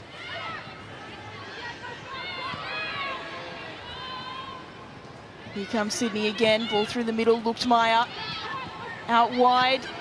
Amber looked Meyer in behind, looking to square it once more. Tsonkin able to take it out of play. Here we see it again, just that touch, just a little bit further out than what she expected. She tries to push it out to Karen Bassis, and Maddie Caspers just reads the play too well there and was unlucky not to get rewarded with a goal there, Maddie Caspers.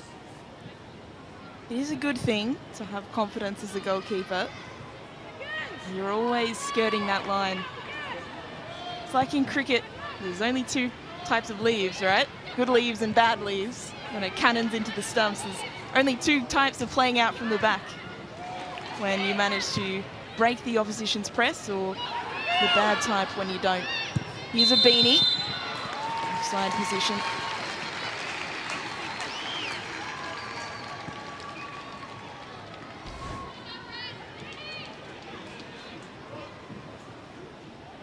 Just an offside position there, but it does look on replay to be the correct call from the assistant referee. With Princess Abini's experience in that case, though, she needs to do better. She needs to be looking across the line. She can't be standing in an offside position before the ball is played.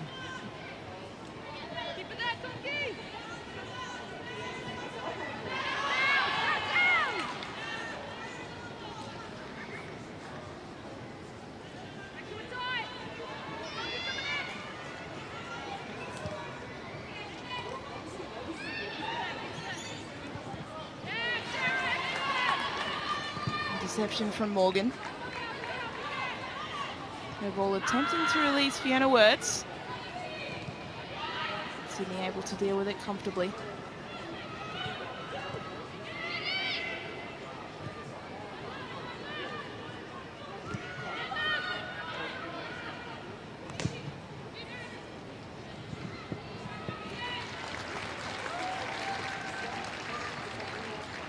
Ball in there, perhaps not the best option for Sydney.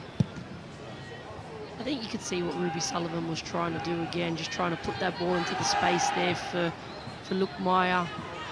Just probably had a little bit too much on it.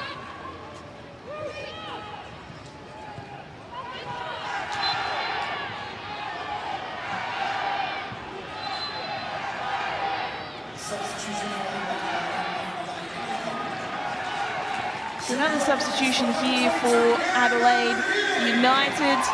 Emily Condon will make way, and Erin Healy, the 24-year-old American, making her return from injury from the bench. She's been dealing with a niggling quad injury for large parts of the season. Healy, Adelaide decided to give her a few weeks fully off to let that try and heal before finals, and she's made it in time to have 20 minutes or so in this game, the last of the regular season before finals. So that's a wonderful sight to see if you are an Adelaide United fan.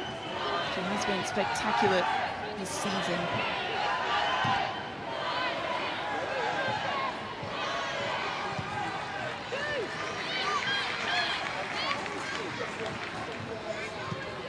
With Sydney FC on the ball now. Momentum just beginning to shift back their way in this game. Cutback is deflected away and out for a Sydney FC corner.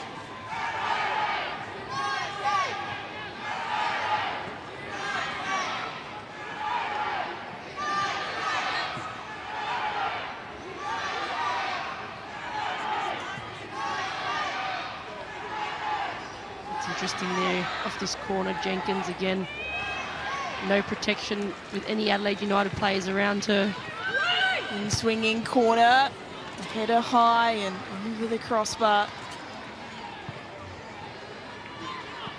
Talk us through the thought process behind that from both Sydney FC and Adelaide United. Kath, obviously Sydney attempting the in-swinging corners, putting pressure on the keeper, but how about Adelaide's defending in that situation?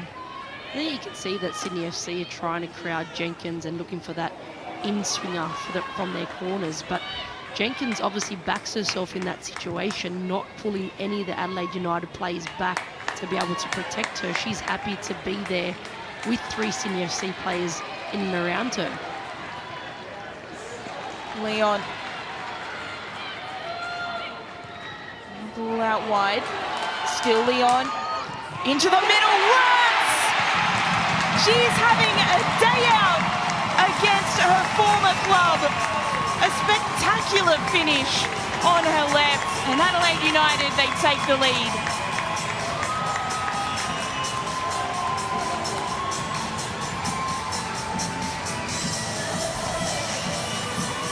What a great run here in behind by Leon. Again, you can see the way she just wants to take players on 1v1. She gets into that area where she plays the ball into Words, and what a beautiful first time finish there by Words. Opens up her body with her left foot. Nice little instep into the back of the net. The technique on that is absolutely wonderful. That is so much harder than it looks. It sure is, Taryn. I know at home it probably looks nice and easy the way that she just side foots it into the back of the net. But the way that cross comes across the face of goal there at speed with that amount of pace on her, the way that Wirtz actually opens up her body to be able to slot that into the back of the net is superb technique.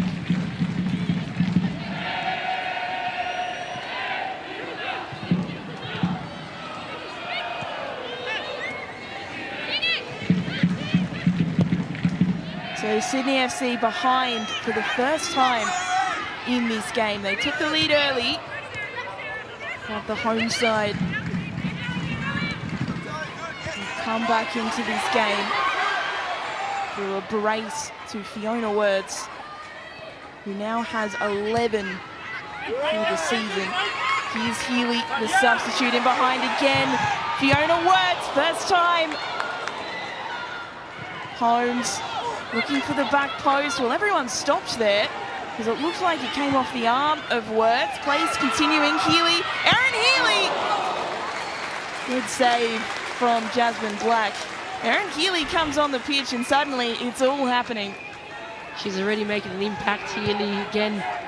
Wirtz full of confidence there. And you can hear this Adelaide United crowd getting right behind their team. Yellow card produced in that passage of play. We'll just get confirmation of who it was for. Looks like Sarah Morgan preventing the run of Luftmeyer there.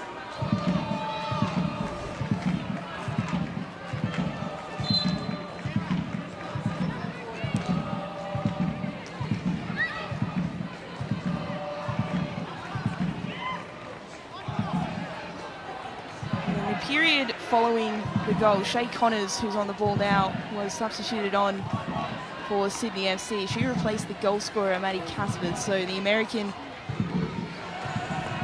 with one final opportunity of the season to make things happen for Sydney FC. Of course, she scored in the grand final last year, the decisive goal against Melbourne City.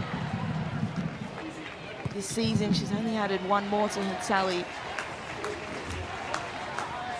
Really hoping to make that 2, maybe even 3, and she can do so today.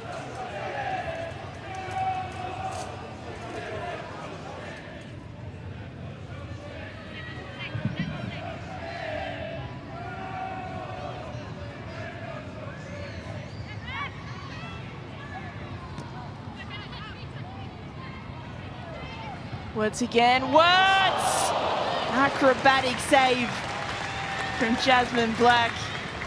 Big smile on the face of Fiona Wirtz. She's hunting for that hat-trick. She sure is, and again, she uses her body so well in this instance here. You can see the way she just turns the defender, takes that strike with her left foot, and a fantastic save there from Jasmine Black. She's been very, very good today, the young goalkeeper. 8 saves. And Adelaide keep knocking on the door.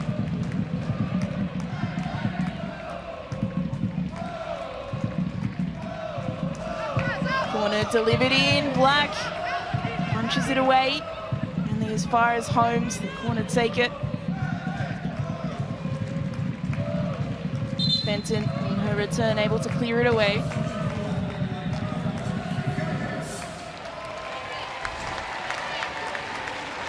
Words won't get the opportunity to complete her hat-trick.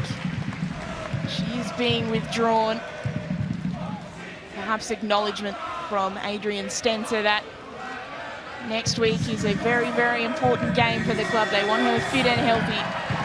Isabel Hodgson, the player to come on and replace her club captain. This is only her 5th appearance this season, her 99th in the competition. So if she comes on next week, it will be her 100th. She was the architect behind a long video sent to Dylan Holmes ahead of her 100th. So you wonder what Adelaide have in store for Hodgson next week. And she'll come on up top. And from her perspective, hopefully help Adelaide see the game out. Another big reason of Adelaide United's success this season is a core group of players there that have been around Adelaide United for a long, long time, and to get them back all on the pitch and firing, I think has been a big key to Adrian Stenter's success this season.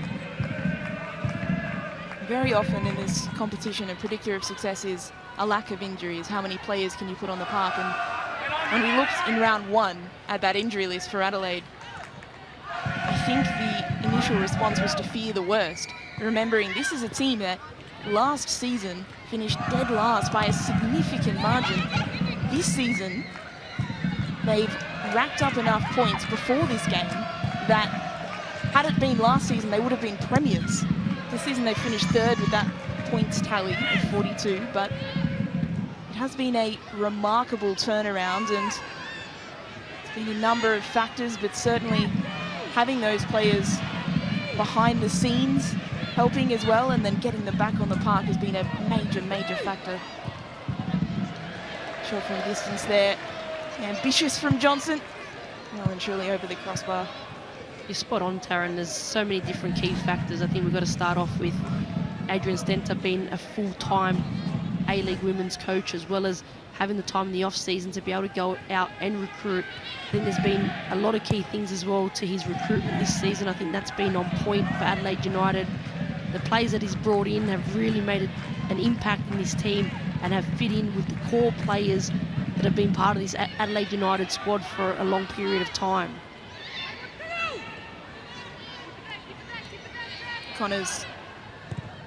Jay Connor's delivery. Dealt with well by Adelaide's defence. Now Leona's released. Healy.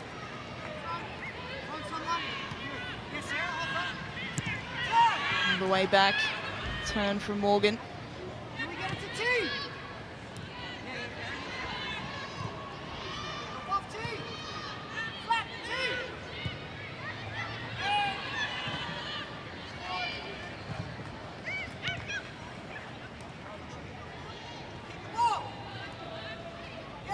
Adelaide happy to keep possession now. Numbers coming forward in the press for Sydney.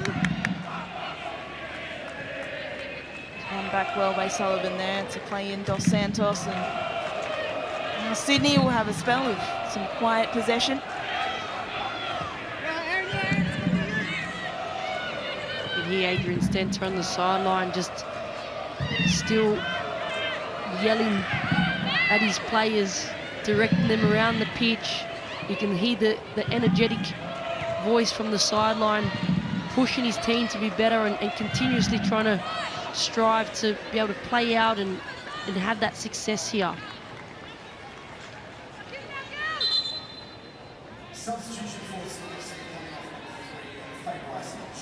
Sydney FC with another substitution of their own. Faye Bryson making way for Tori Tumeth. Tumeth has taken part in every Sydney FC game in this season. She's been instrumental for them.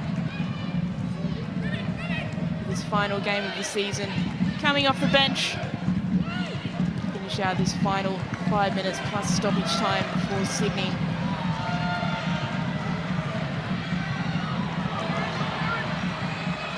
Nearly not able to get there ahead of the substitute Tumeth. Fresh legs makes a big difference.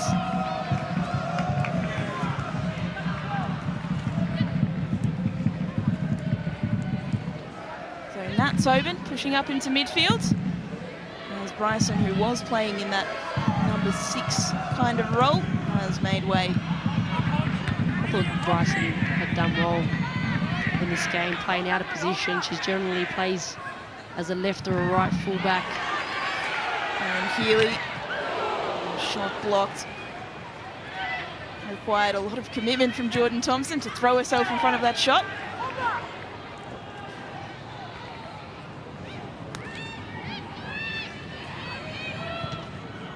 Really be overstated just how much of a difference Erin Keeley makes.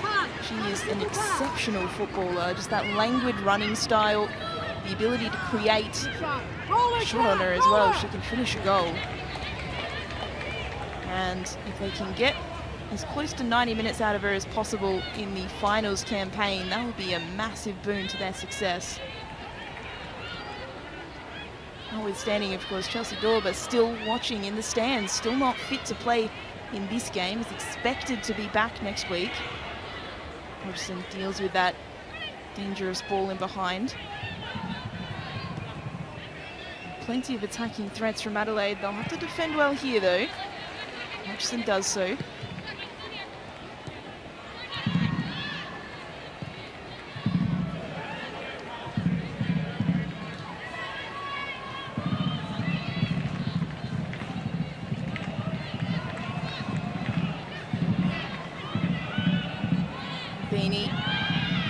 Find space, brought to ground legally.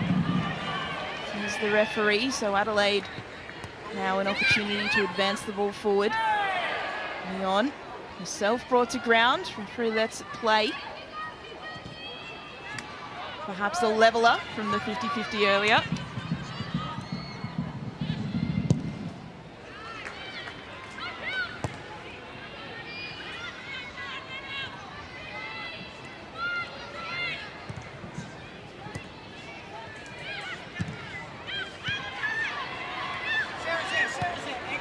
Holmes plays it central. Morgan, a heavy touch. Should have gotten that touch right. There's a player lurking out wide. McNamara may be able to play that ball instead. It's Hodgson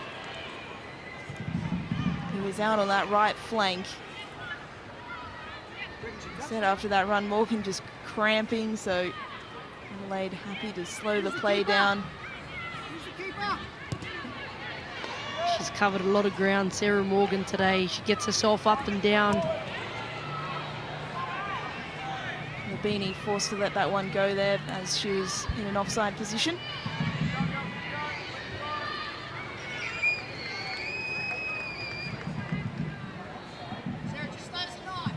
So we're hearing word that there'll be 4 minutes of stoppage time at the end of this game, which gives a little bit of buffer time for Sydney FC to force the first ever draw between Adelaide United and Sydney FC. Come across, easy,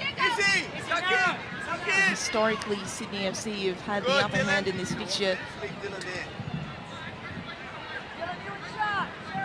It is a team that before this season had never missed out on finals against a team that before this season had only made finals once. So you can imagine the contrast in head-to-head results there, but none of that history really matters at the moment because it's Adelaide who are guaranteed to finish the season in third, and Sydney FC, well, they are staring down the barrel of their final 5 minutes of the season, and they will really, really hope they can get something out of this game because particularly the way they played in the first half, they've deserved it, Kath. Look, I think they started the game great. They came out firing. Their press was on point. The game plan was on point from Sydney FC. Had a great first half of football, but I think in this second half, Adelaide United have been the team that have been more on top and created more chances.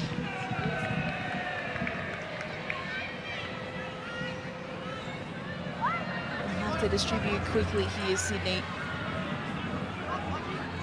Shumath, confirmation of that 4 minutes of stoppage time.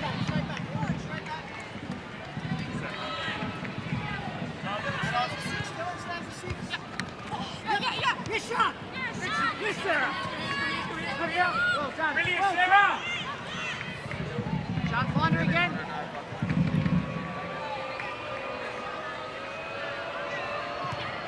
Like being put under some pressure, but does really well to find Dos Santos. Lucy Johnson will go for the long diagonal ball. It's headed away by Karen Bassis and then McNamara.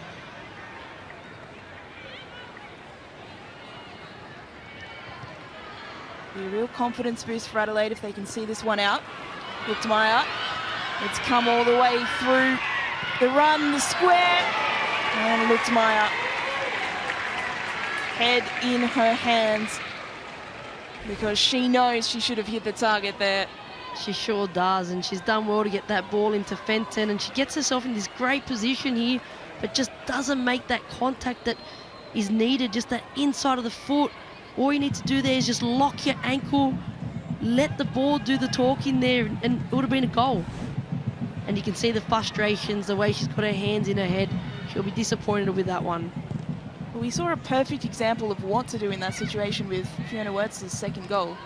That was the perfect technique, wonderfully hit into the bottom corner, and unfortunately Luchtmeyer wasn't able to replicate that there. To be honest there, Taryn, that Luchtmeyer one there is actually even easier in terms of the technique. And again, it's easy for us on the TV to be able to talk about this, but to do it under pressure is obviously a lot more difficult. But the way that ball gets played in by Fenton, it's on a silver platter there for Luchtmeyer, and again you can see the disappointment in her face. You're more qualified than most of us to make that statement. We always talk about as strikers, it's normally the easiest ones that we miss and the hardest ones that we put into the back of the net. Maybe one last chance here for Sydney. Connors, heavy touch. Ball gets away from her and it's cleared out of play.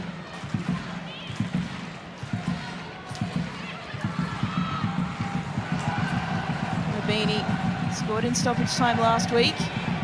Princess Abini from distance. Jenkins is there, and that's a little bit of time wasting. Jenkins almost caught her out earlier in the game, but she's made the save there. She sure does, and she's got that cheekiness about her, and she's got great game management. You've seen it just before where she's just waiting for the Sydney FC players to come towards her, and that's important, especially going into finals football. It's important to have this game management and start to be on top of it, and especially it starts from the goalkeeper. They can control the game from their back line. It would be Adelaide have a final chance now. It's intercepted. McNamara will get there ahead of Abini, and then Jenkins takes no risks this time. Opposite long.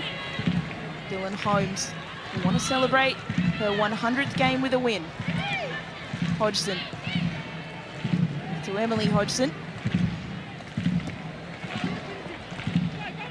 Healy. Dewey. That's a nice idea. Good passage of play, but Sydney do come away with it. 15 seconds. They have to go now, Sydney. All out wide, intercepted. And a foul by Connors in her enthusiasm to get back and win that ball. It's a misjudged pass there by Ruby Sullivan. You can see Connors just trying to run back and just clips.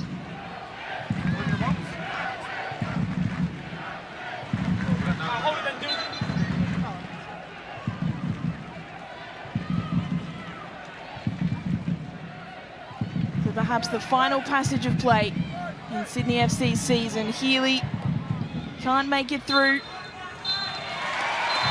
And full time.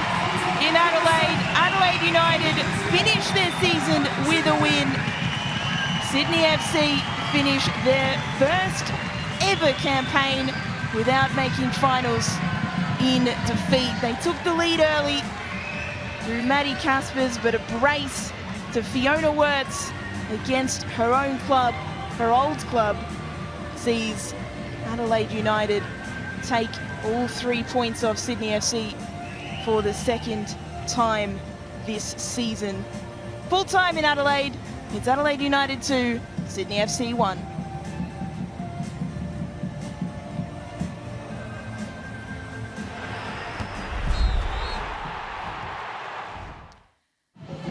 So here are the highlights from this game. Sydney FC started well and were rewarded early. They sure did. They started the game on the front foot. They took the game to Adelaide United, and you can see here with Mackenzie Hawkesby just nice and composed, plays this ball in behind for Caspers for a beautiful finish there. The second goal of the season for Caspers and a wonderful finish. And then this from Fiona Wirtz. Wonderful touch around Tobin and a finish to match. A great finish there by Fiona Wirtz again. Great technique, the way she takes her touch around Tobin. She takes her time, she drives into the box here, sets herself up with just this beautiful composed finish into the back of the net.